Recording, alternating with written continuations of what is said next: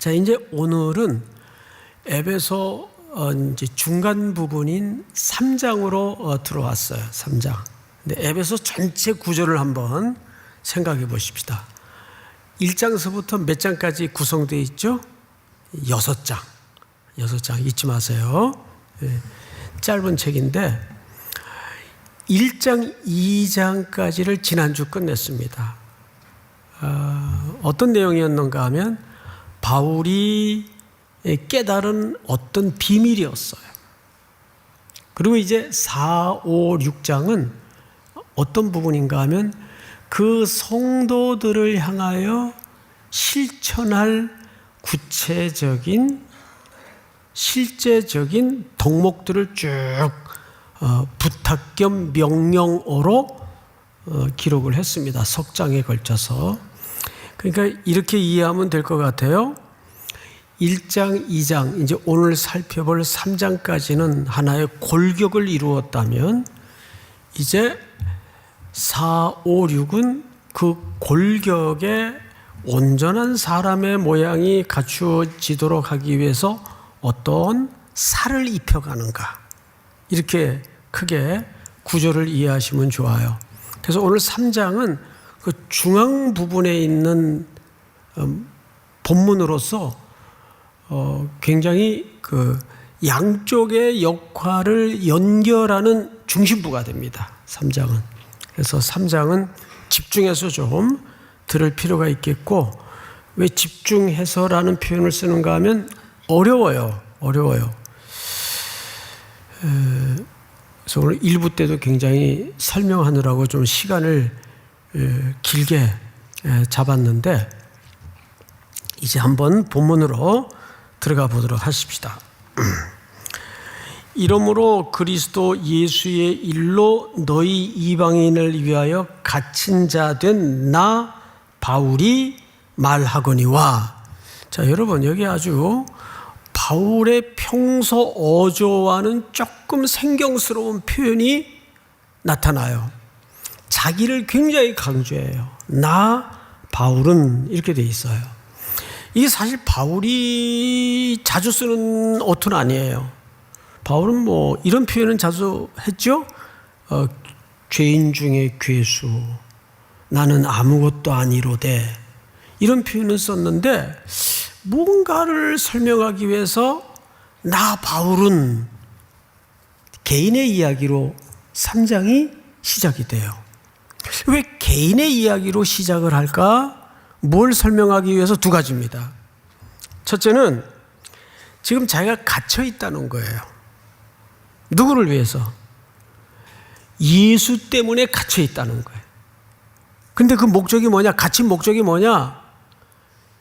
놀랍게도 자기가 뭘 잘못했거나 또 자기가 의도를 가지고 누군가를 위해서라기보다는 예수 때문에 갇혔는데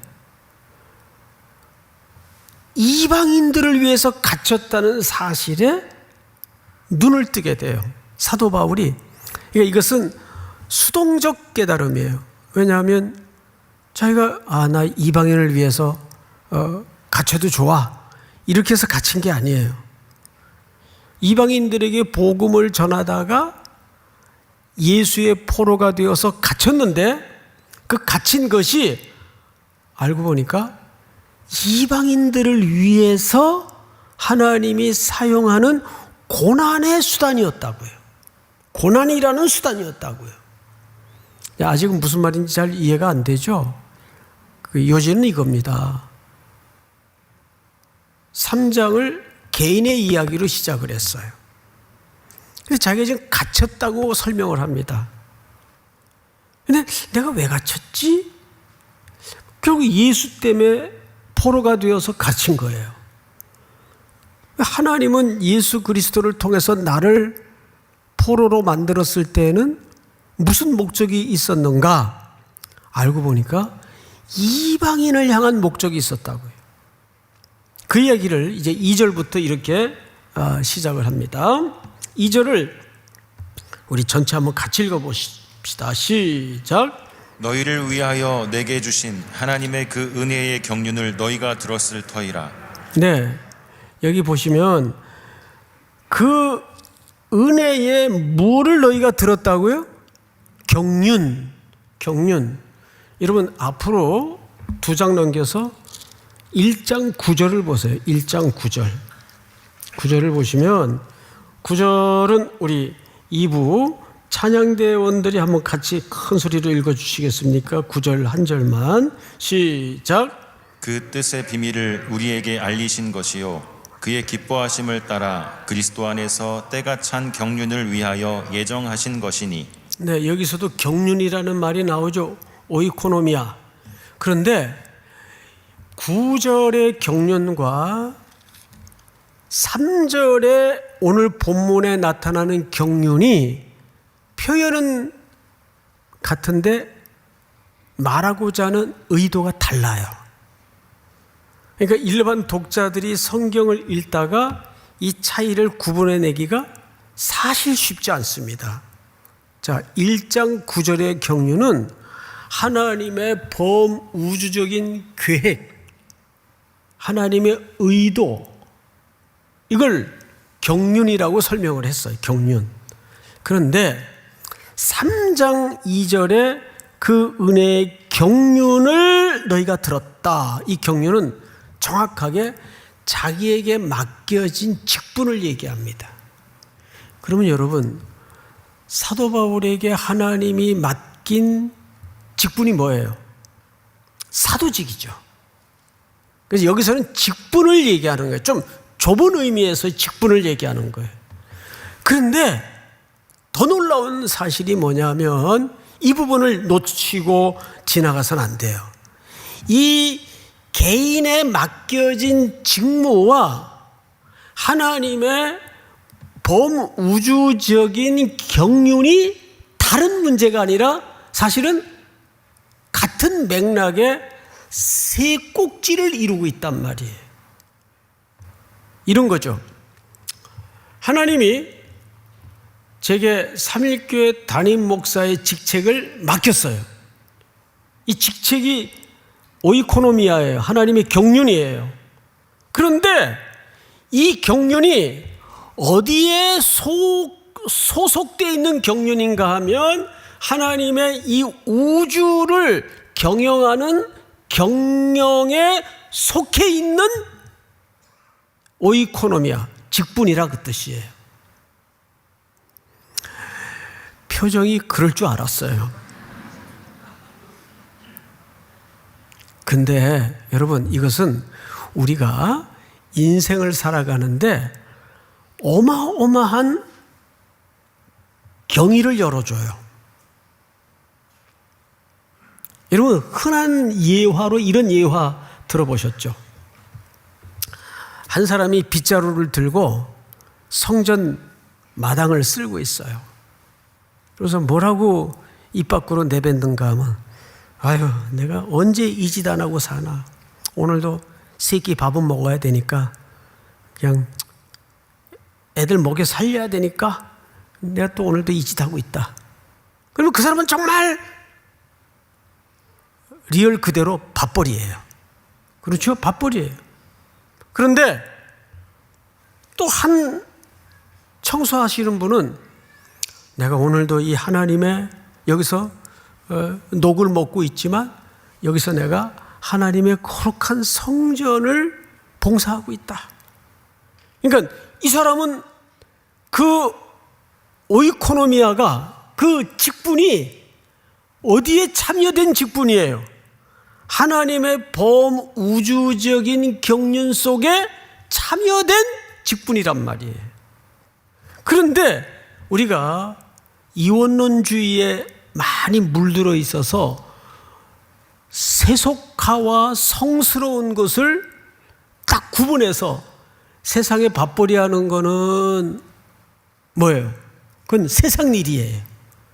근데 교회에 관련된 일만 하나님의 일로 오해하는 일들이 우리 의식 속에서 벌어진단 말이에요.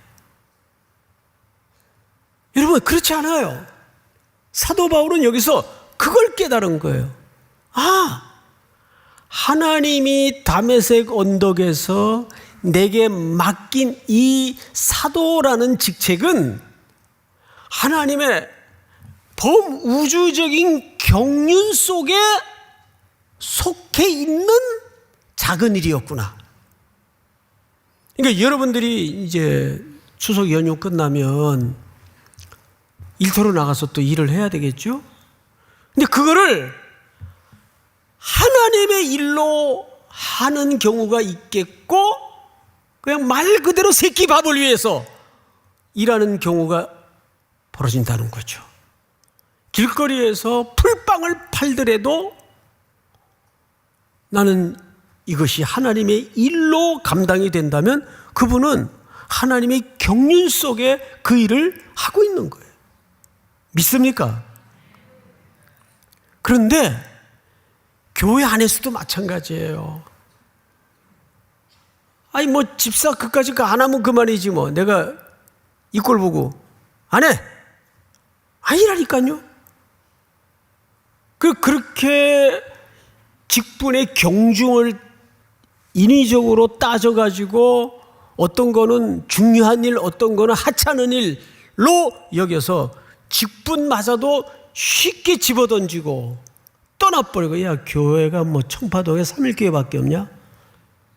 천지가 교회인데 딴 데로 가면 되지 뭐. 이거는 아주 무서운 생각이에요. 여러분, 하나님의 기준에서는 세상 눈에는 작아 보이고 하찮은 것처럼 보일지라도, 또 큰 어떤 중요한 위치처럼 보일지라도 똑같아요. 가치 면에서 똑같아요. 믿으십니까? 또 하나는 가치 면에서 똑같지만 또 하나는 다 중요하단 말이에요. 여러분, 전자제품 같은 거, 예? 제가 고치지도 못하면서 잘 해체를 해요. 아이패드도 막 뜯어봤다가, 그런데 아니 그대로 이렇게 순서대로 놓고 그대로 이렇게 맞추면 되지 뭐 해서 해봤는데 작동이 안 돼요. 이게 뭐가 문제지? 그러면 조그만 부품 하나를, 그거 뭐 있어도 되고 없어도 되는 것 같은 부품 하나를 빼먹어 버렸어요. 그거 하나 빠졌는데 전체 기계가 작동이 안 돼요. 일터의 현장에서 그런 사례를 너무 많이 우리가 겪지 않습니까? 마찬가지예요.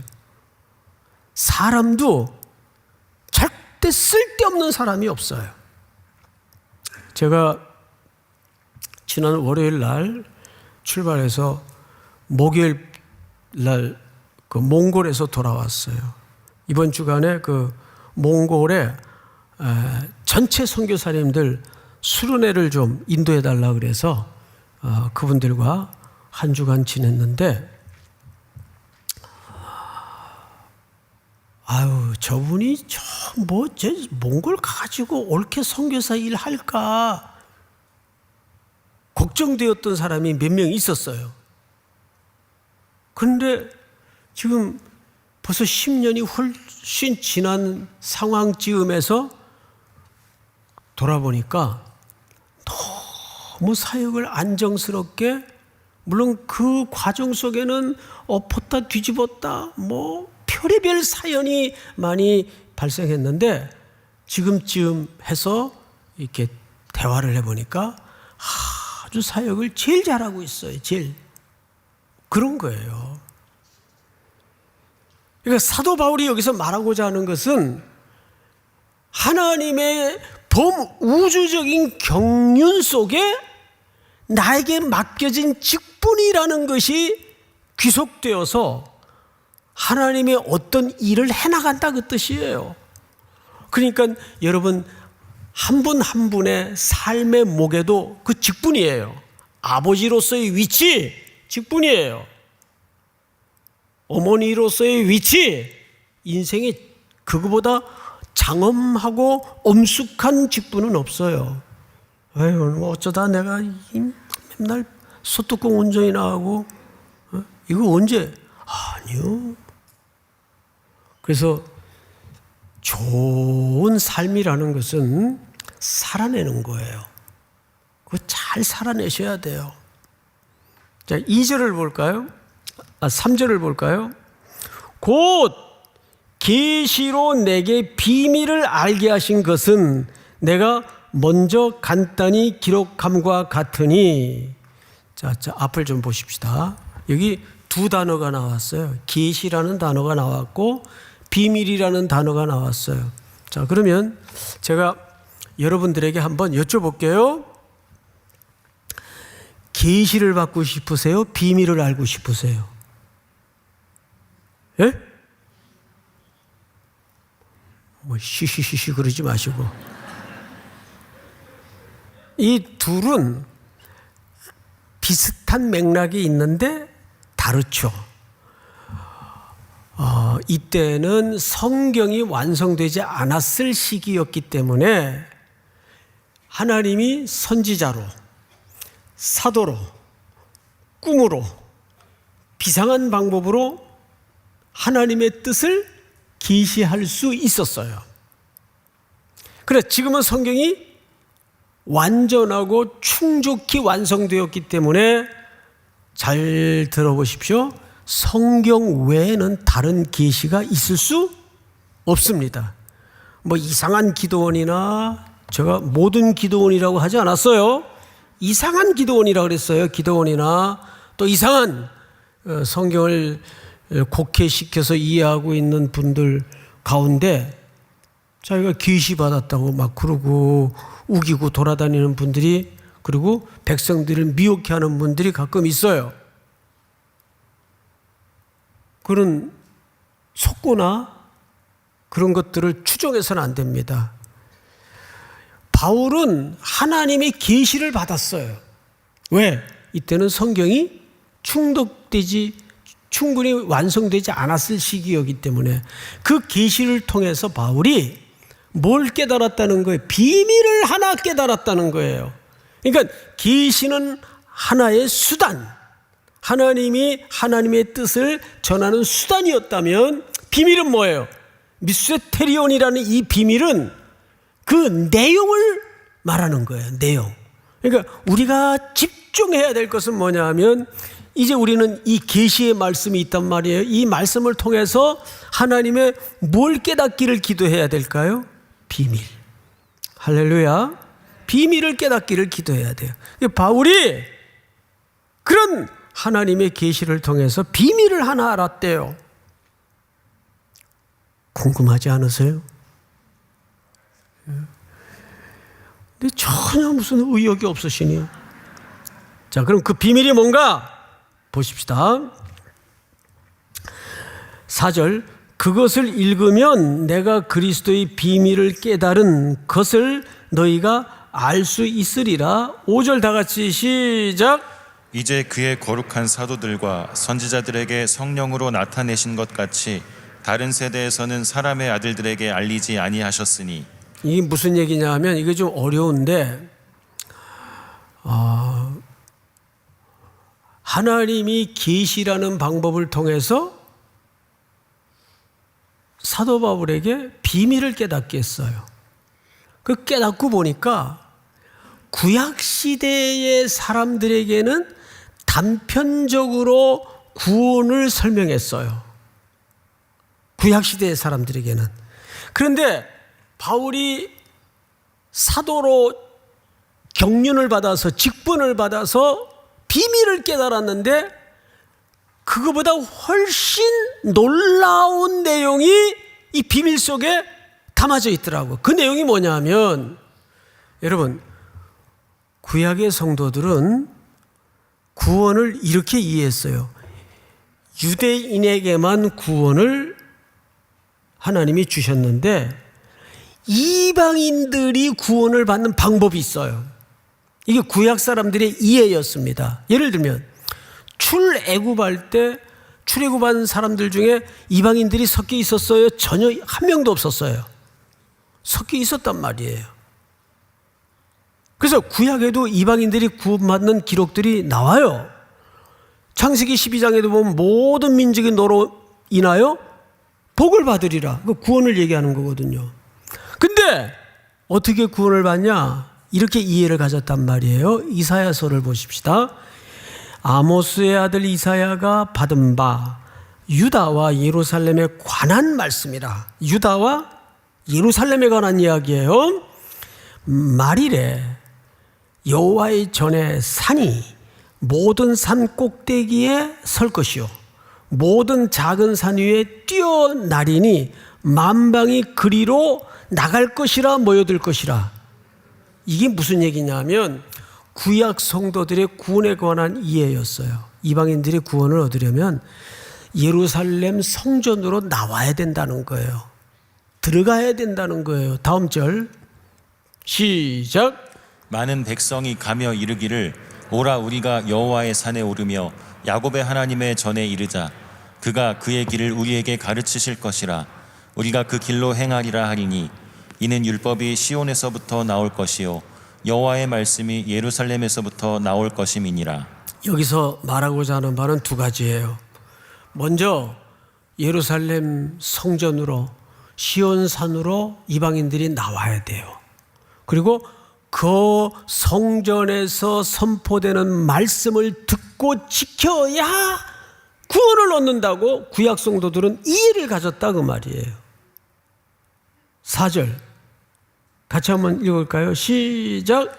그가 열방 사이에 판단하시며 많은 백성을 판결하시리니 무리가 그들의 칼을 쳐서 보습을 만들고 그들의 창을 쳐서 낫을 만들 것이며 이 나라와 저 나라가 다시는 칼을 들고 서로 치지 아니하며 다시는 전쟁을 연습하지 아니하리라. 네. 그러니까 정확하게 이방인들이 구원을 얻는 방법은 예루살렘 성전으로 나와서 그 율법을 지켜야 돼요. 이게 구약 성도들이 가졌던 구원에 관한 이해였는데 바울이 그 계시의 방법을 통해서 비밀을 깨달았어요. 그게 아니라 단순히 그런 범주만이 구원이 아니라 5절을 오늘 본문 5절을 보세요. 이제 그의 거룩한 사도들과 선지자들에게 성령으로 나타내신 것 같이, 여러분 여기 사도들은 예수님의 사도들을 얘기하는 걸 거고 선지자들은 신약 시대에도 선지자들이 한시적으로 있었어요, 없었어요? 있었단 말이에요. 여러분, 근데 오늘날에는 이런 선지자나 이런 사도들이 존재합니까? 존재하지 않습니까? 존재하지 않아요. 그래서 자기가 선지자라고 그러고 자기가 사도라고 그러고 돌아다니는 사람들은 100% 가짜예요. 오늘날에는 이거는 성경이 완성되기 전에 한시적으로 두었던 직분이지 항구적이거나 반복되는 직분이 아니란 말이에요. 오늘날 목사들도 선지자도 아니고 더더군다나 사도도 아닙니다. 예? 그런 분들이 있으면 고발하세요. 절대 아니에요, 그거는. 자, 그런데 여기 잘 보시면 5절에 나타내신 것 같이 다른 세대에서는 이 다른 세대가 구약 세대를 얘기합니다. 세대에서는 사람의 아들들에게 알리지 아니하셨으니, 그러니까 인생들에게는 알리지 않은 게 있는데 그게 뭐냐? 6절이에요. 이는 이방인들이 복음으로 말미암아 그리스도 예수 안에서 함께 상속자가 되고 함께 지체가 되고 함께 약속에 참여한 자가 됨이라. 자, 여기 가장 많이 등장한 단어가 뭡니까? 옳지. 몇 번 등장했죠? 3번. 함께, 함께, 함께. 자, 이제 앞을 보세요. 바울이 깨달은 비밀이 이거예요. 자기는 이때까지 구약의 개념에 머물러 있었어요. 이사야의 글처럼.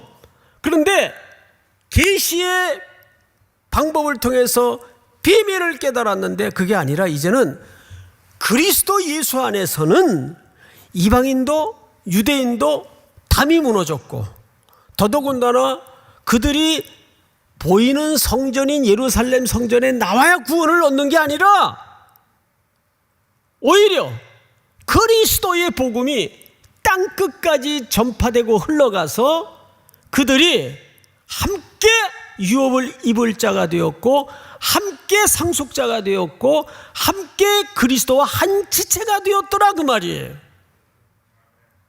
여러분, 우리가 1, 2장을 통해서 하나님이 예수 그리스도를 어디에 앉히셨다고 배웠죠? 보좌 우편에. 우편은 누가 앉는 자리라고요? 상속자가 앉는 자리예요. 근데 거기에 누구를 같이 앉히셨어요? 우리를. 그리고 우리는 하나님의 나라의 상속을 같은 유업으로 이을 자로 거기에 그리스도와 함께 앉아 있는 거라고요. 그 비밀을 깨달았다 그 말이에요. 사도 바울이. 믿습니까? 6절을 다시 한번 읽어보세요. 다 같이 시작. 이는 이방인들이 복음으로 말미암아 그리스도 예수 안에서 함께 상속자가 되고 함께 지체가 되고 함께 약속에 참여하는 자가 됨이라. 이 복음을 위하여 그의 능력이 역사하시는 대로 내게 주신 하나님의 은혜의 선물을 따라 뭐가 되었노라?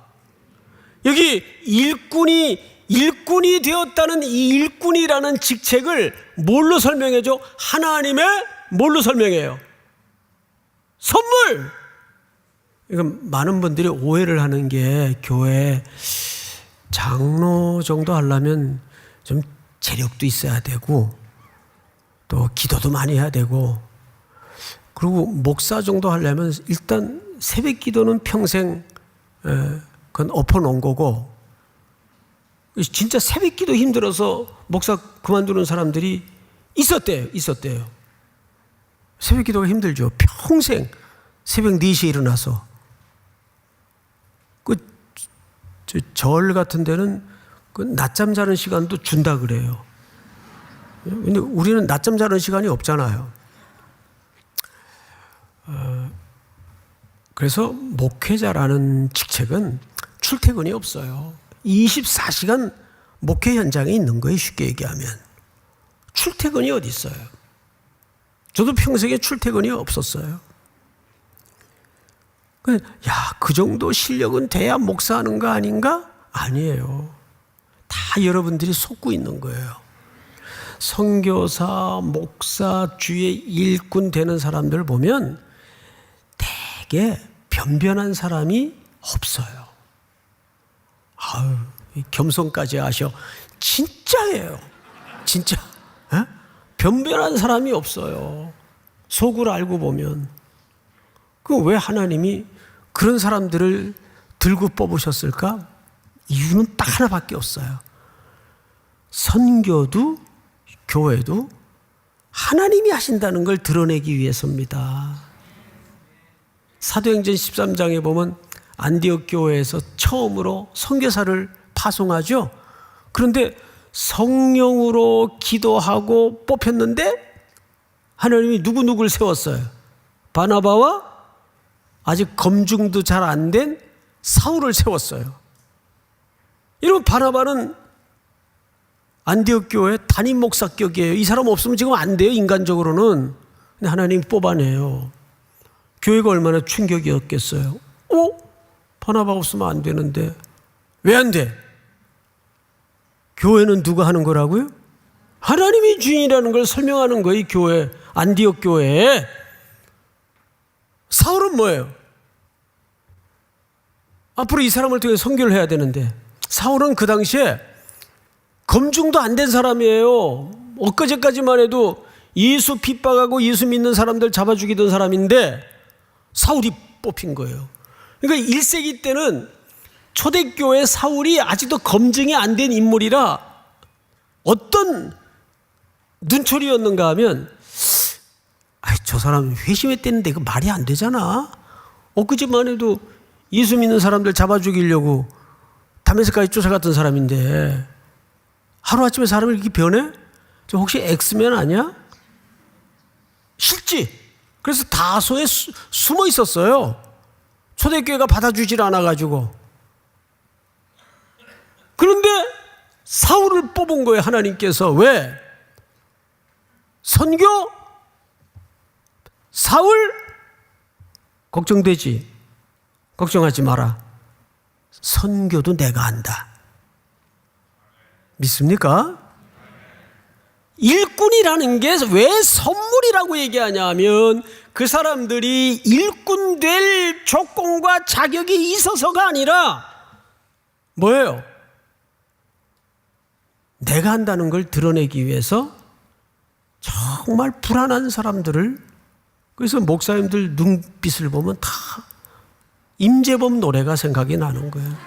불안한 눈빛과, 예? 저서부터.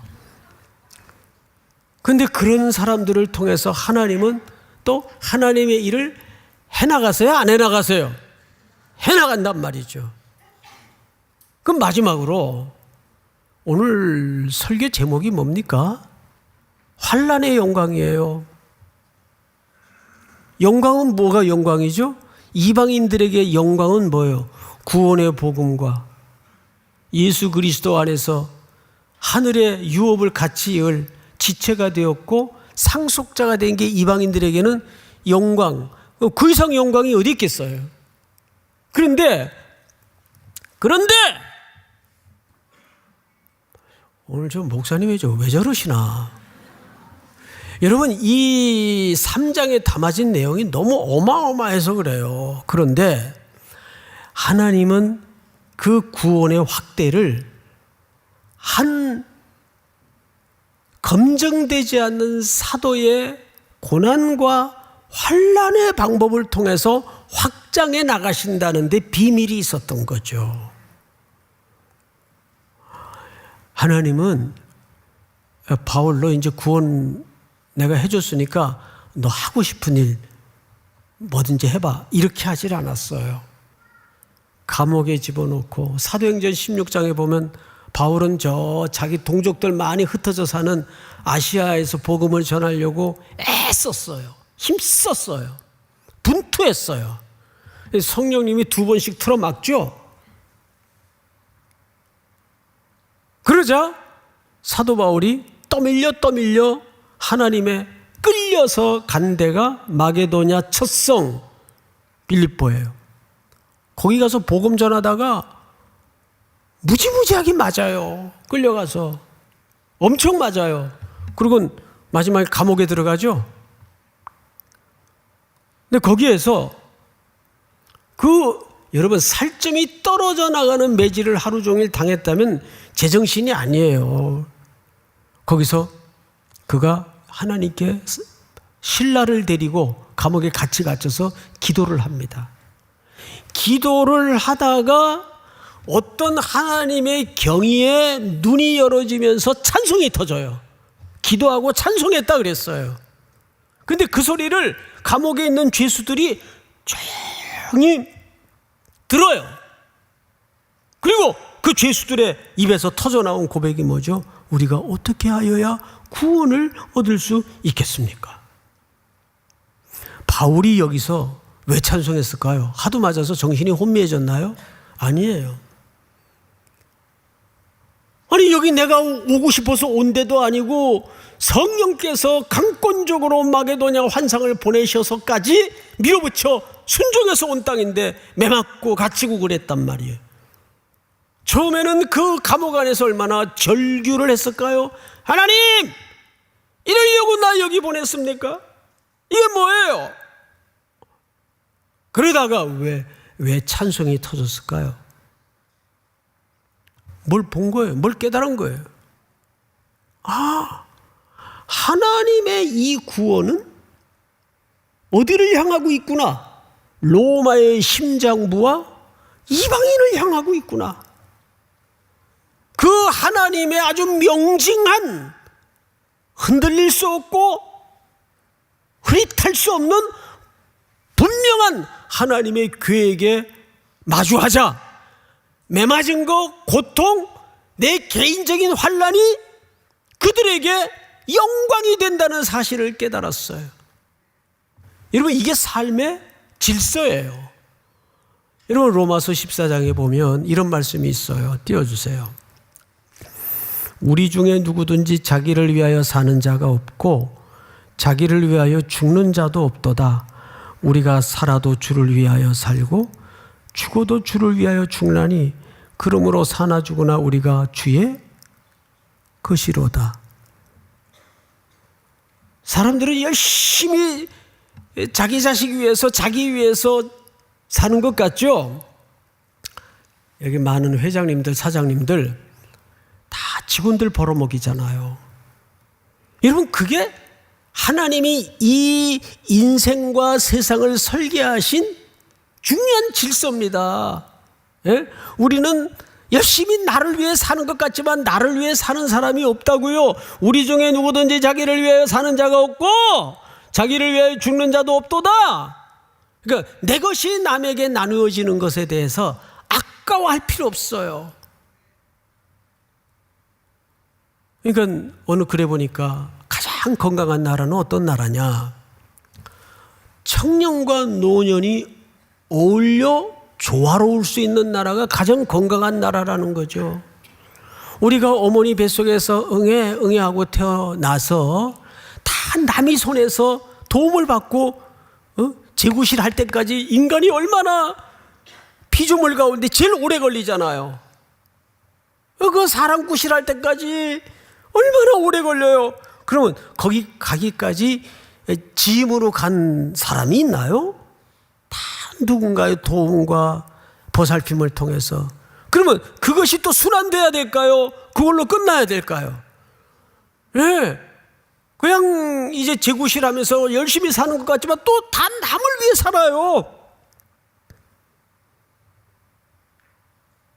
이번 추석에도 이렇게 어르신들 만나보면 다 아프잖아요. 머리맡에 약봉지만 이렇게 쌓아지고 이제 자녀들의 도움 없이는 안 되는 세월이 맞아졌고 힘도 빠지고 약해지고 그러시잖아요. 어르신들 보면. 그게 다 누구 몫이에요? 젊은이들의 또 헌신과 몫으로 돌아온단 말이에요. 이 인생의 질서가 그렇게 돼 있어요. 아, 저거 자기가 나이가 드니까 이제 저런 소리를. 아니에요. 아니에요. 사람이 그렇게 살게 돼 있어요. 바울이 그걸 깨달은 거예요. 내 환난과 고난을 통해서 이방인들에게 영광이 된다는 것을. 우리가 조금만 하나님의 경륜에 눈을 열어보면 전부 그 헌신의 자리가 보이는 거죠. 이번에도 몽골에 가서 선교사님들과 한 주를 보내면서 이런 생각이 들더라고요. 아유, 이 사람들이 뭐가 모자라서 다 공부 많이 한 사람들, 난 사람들 다 뽑혀가지고 왔어요. 좋은 대학 나와가지고. 근데 거기 와서 그냥 100불, 또 어떤 선교사님은 온 지가 2주밖에 안 되는데 저를 잠깐 보재요. 그래서 왜 그러시냐 그랬더니 자기 갑자기 남편 따라 무조건 나오는 바람에 파송교회도 없이 나와가지고 너무 힘들대요. 그래서 속으로 나보고 어떡하라고. 또 이게 마음에 이제 잔뜩 짐을 지고 왔어요 지금. 뭐 그런 분들이 한두 분이 아니에요. 한국에서 대학 교수하다가 은퇴하셔가지고, 은퇴해봐야 요즘 뭐 나이들이 젊잖아요. 그러니 몽골의 어느 대학에 교수로 계신데 그 몇백 불 가지고 그냥 거기서 그 험한 나라에서, 추운 나라에서 수고하는 거예요. 그분들이 그렇게 살더라고요. 그래서 몽골 땅에 또 영광이 확대되는 거예요. 이 세상의 질서가 그렇게 돼 있어요. 믿습니까? 이 중요한, 왜 사도 바울의 개인의 환난이 이방인들에게 이렇게 영광이 되었는가? 그게 질서예요. 우리가 그걸 피해서 그 원리를 비껴서 인생을 살아갈 수가 없어요. 우리 다 일어나십시다. 우리 찬송을 좀 찬양을 하기엔 주가 일하시네.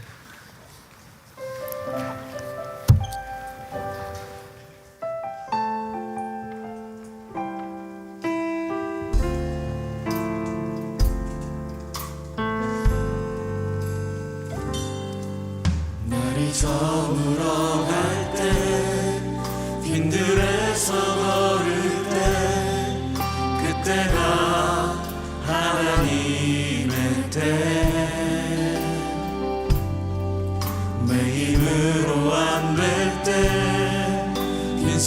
산으로 걸을 때 내가 고백해 여호와 이래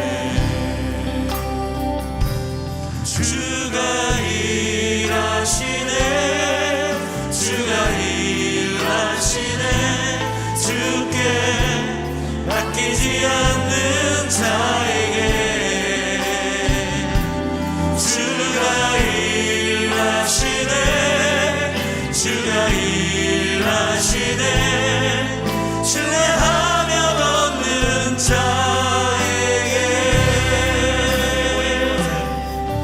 우린 모인 이곳에 주님 함께 계시네 누리네 아버지 은혜 적은 떡과 물고기 내 모든 걸 드릴 때 모두 고백해 여호와 이래 주가 일하시네 주가 일하시네 주께 아끼지 않는 자에게 주가 일하시네 주가 일하시네 신뢰하며 걷는 자에게 주가 일하시네 주가 일하시네 주가 일하시네 주께 아끼지 않는 자에게 주가 일하시네 주가 일하시네 신뢰하며 걷는 자에게